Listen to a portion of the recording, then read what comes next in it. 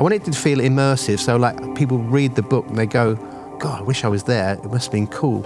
So you get a sense of the town, because it's very much not just about the stars, it's about the whole atmosphere of Cannes at that time.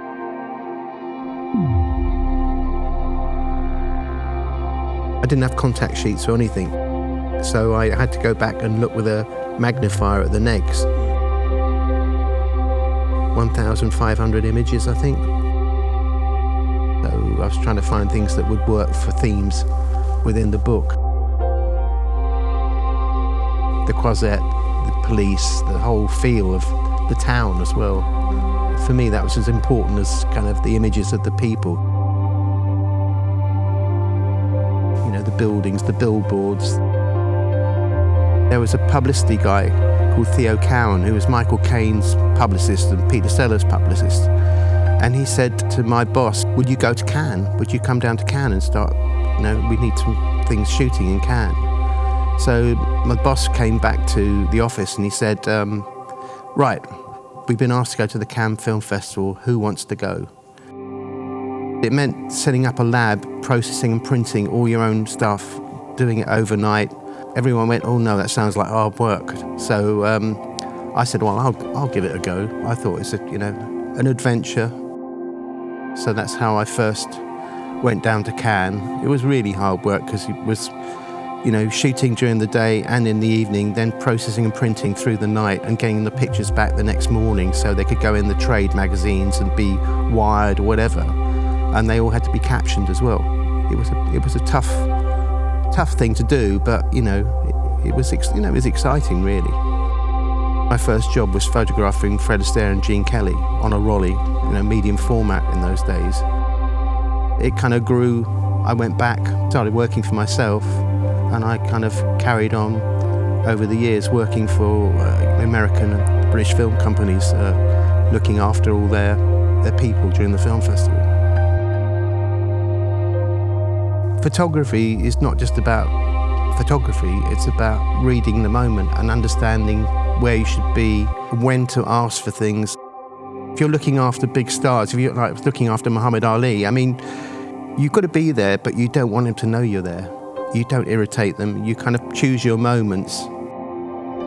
Paparazzis and the press in Cannes are so full on. They don't get those moments. And also because I'm working for them, I'm part of the team, which puts a different kind of spin on the way that they're going to deal with you, because they know you're not there to catch them out. I don't have another agenda. I just want to make sure that when they're in Cannes, they will be seen, and there'll be some interesting moments that we can get. It's about trust. I think photography is about trust between you and that subject. And if you build that trust, then you get great images, because there is a trust. It's psychological. It's like working on movie sets. Unless you understand the actors up here, you're never going to get the pictures on a movie. And kind of when's the moment and when isn't the moment. That's part of the job. Today people have personal publicists. They have a whole group of people around them. There's all these layers. In those days in Cannes, these people came to Cannes because they were there to promote something. They're trying to raise money for their next film. And the trust was actually, you're going to do a good job. We're going to get what we need to actually justify why we're here. And stars went to Cannes and they were expected to work. They didn't hide in their kind of luxurious hotel rooms. The film company would say, we're paying for you to come here. You're going to promote this. You're going to go out. You're going to shake hands with people. You're going to meet the distributors. And today, the festival is completely different. It's choreographed. Those people don't do those things anymore, because also they're scared of people with cameras in their phones. In the pictures, you'll see people just kind of hanging out, chilling, relaxing, being part of Cannes and being part of the festival.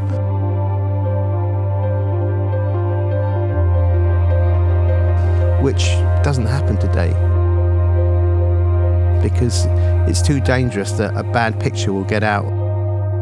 In the pictures in the book, people look like normal people enjoying themselves, being part of an event. And today, they turn up in a black limousine, blacked out windows. Everyone thinks Cannes now is someone standing on a red carpet. And for me, that's not Cannes, that's a photo call. They come out 2 minutes on the red carpet, get back in the limousine, and they leave. And they don't kind of hang out on the beach bars. You'll find someone in a cafe having a coffee, just being normal. They can't be normal like that anymore. These things will never happen again, these moments. I think maybe the actors today miss that, but they know they can't reproduce that today because of, you know, the kind of entourage, the layers of people around them, you know, people who are in the way of these things happening, and so they tend to hide. I mean, I'm so pleased there weren't influencers there in those days, because actually everything gets watered down. Influencing just waters everything down, and everything just sort of flattens out because it's there, everyone's got everything.